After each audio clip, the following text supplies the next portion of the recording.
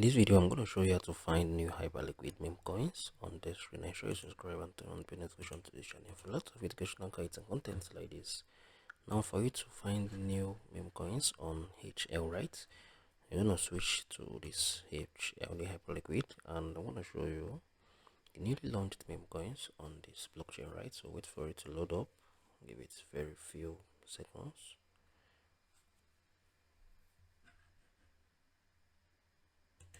So you can see this is what you need to see, right? You want to click on this new page. Once I click on new page, wait for it to load up. Give it few seconds, right?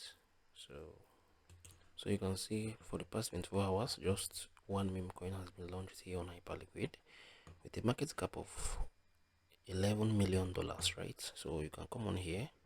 If you click on the new page, you can see the newest 1 hour, 6 hours, 3 days, 7 days. So you're gonna select any you want to select, right?